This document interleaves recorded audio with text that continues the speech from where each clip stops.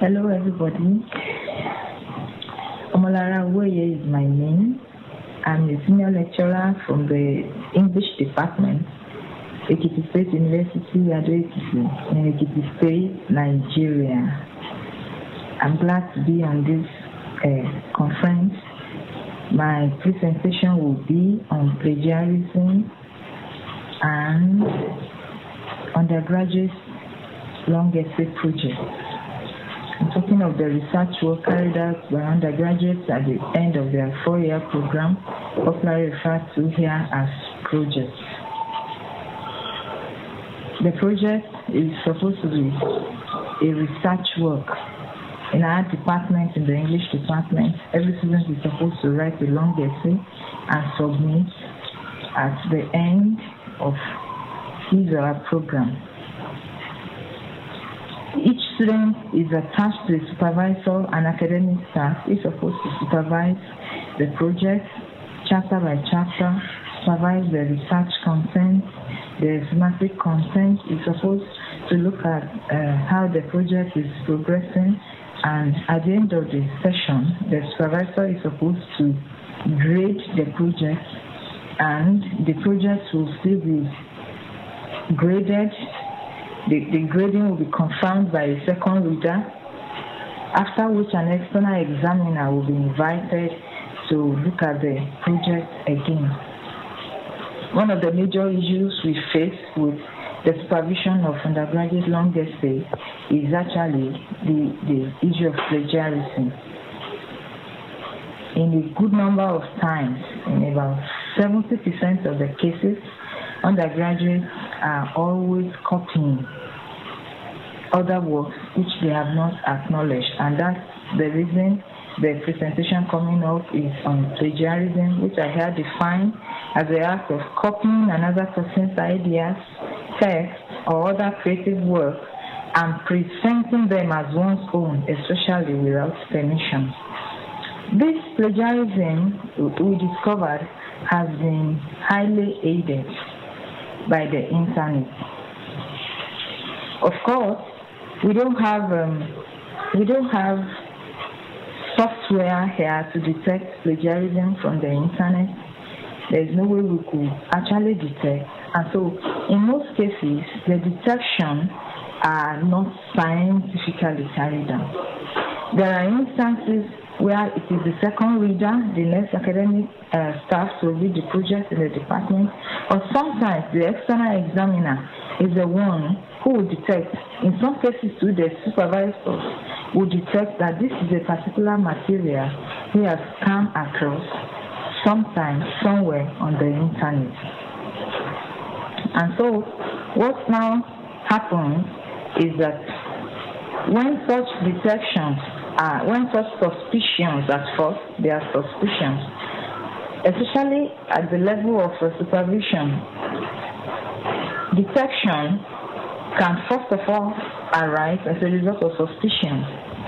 Suspicion in the sense that when a below average candidate, someone who from year 1 to year 3 has been below average in general performance, begins to write a first-class essay, the supervisor will be already suspicious that the essay might have been copied from somewhere. In some cases, where candidates are invited for an interview, the candidates wouldn't even be able to defend such essays, the content of such essays. Some of them are not even sometimes will not be able to explain what they have written in their own essays. And so the suspicion is that this work is copied. Sometimes the suspicions are confirmed in cases where any of the lecturer, the second reader, or the external examiner has earlier come across the text. Sometimes it turns out to be an essay supervised by maybe the external examiner from another university. But in many of the instances, especially in contemporary times, what we discover is that the materials are from the internet. Some of them inadvertently leave out footprints. that can make an intelligent lecturer to discover that this essay is from the internet. Some of them confess after they have been invited and told the penalty, the implication of plagiarism. They end up confessing that it is a material they have gotten from the internet. The reason the plagiarism is higher at the level of the long essay, higher than the level of courses taken by semester, is because the long essay carries a higher unit. For every student, the long essay carries 6 units at the end of the day, and they believe it's possible for the long essay to boost their grade point average at the end of their course. The desperation to score high is one thing that prompts these undergraduate students to go scouting the internet for materials which they can copy and submit to their supervisors, so that the supervisor will be impressed by what they have written and award them high grades. Now, bringing this plagiarism and the practice of it into the issue of privacy and surveillance in the digital age, here is the connection. Earlier, before the digital age, students have been plagiarizing. What they do is they leave their own university, they go to other universities, check the library. If they have a familiar face among the library staff, get a project, make a photocopy, and dub. But those ones could be easily detected. Some students could be so unfortunate that the external examiner will be from the university where they have gone to get a project to do. But now, with the kind of accessibility they get to essays on the internet, it is much easier for them to copy an essay from the internet without being detected by their own university. In a situation where someone in Nigeria, in a state in Nigeria, has gotten into the net and checked for essays from other universities, either in Africa here or in other parts of the world, with which is or her supervisor is most likely going to be unfamiliar. The supervisor will most likely be unfamiliar with another essay from another part of the continent or from another part of the world. And so the students are now engaging at a very alarming rate. This plagiarism is going on.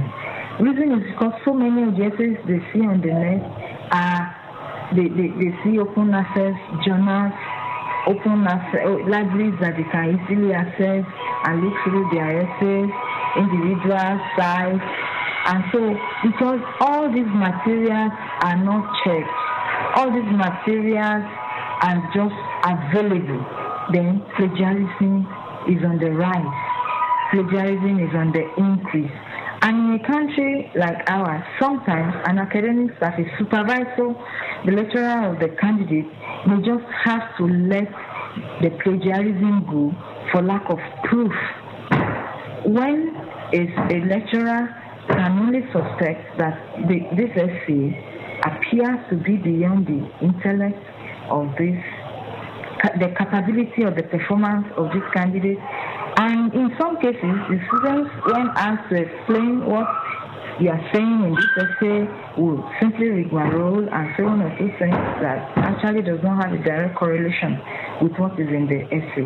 But the real proof, the evidence that this essay was first written by this person, and then this essay was published by this person, in most cases, such evidences are not there, since the detection can't be carried out the way it's supposed to be. And so it continues, it's increasing, it's increasing at such a rate that creativity is now stifled. Originality is not even encouraged. Hard work is being lowered because it is believed that if you can get an essay to copy and score higher, then why spend time, effort, and money carrying on a research which your ability may not even score you as high as you would have done when you can neatly copy an essay? This is an issue that every academic staff is bothered with. This is a problem with supervision of undergraduate essays. It is something that has to do with the internet age. It is now rife and perhaps on the higher side in a department like ours, because as an English department, most of our work is simply writing. Except in oral literature and for those in phonetics, students don't have to go to the field. All they need to do is write. We write an essay on feminism, write an essay on Marxism, write an essay on existing literature, poetry of Alexander Pope, poetry of John Milton, write an essay on the drama of T.S. Eliot, on the drama of Wole Soyinka, write an essay on the poetry of Femi Osofisho. And so all they need to do is write. There's nothing, they don't have to go to the field to gather materials, to gather data. You just need to read a play, read 2 or more secondary materials, and submit an essay. So by the nature of our own research, the practice of plagiarism is encouraged, is easily passed by. The detection, except for oral interviews, where some supervisors can now invite the candidate to say, okay, how can you defend this work? Except in such cases, nothing can actually be done to prove the originality or otherwise of the work. So the prevalence is at the undergraduate level because it is easy to get away with such things at that level, and at the postgraduate level, you have to defend whatever you have written, so it doesn't help so much to go and copy something from the internet as a result of accessibility and present it as your own research work. It's much difficult to do that at the postgraduate level. But the point you are making is that so far academic materials are easily accessible on the internet. Indolent students are most likely to always capitalize on the situation, and they will use the opportunity to copy something instead of writing their own work. So accessibility of academic materials on the internet, in essence, gives room for plagiarism, which in effect stifles originality, stifles creativity, does not encourage hard work and personal achievement. But on the other hand, there are honest researchers, there are interested academics who would love to have certain materials on the net for real research purpose, work to cite, work to read, to advance a position and to put forward their own position. If the materials are not available, it means there is also an hindrance to research if materials are not available on the internet. So the situation can be both ways.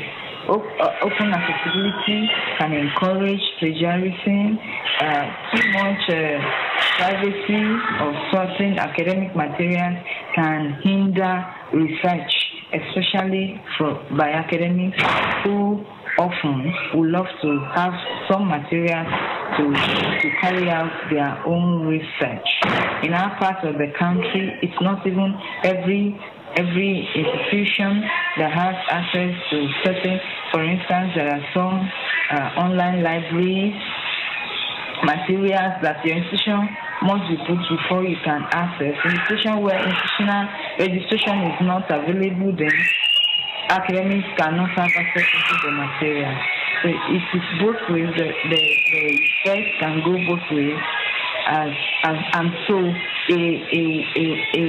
strong stand on just one aspect of the issue can be counterproductive depending on the way it is taken. Thank you very much.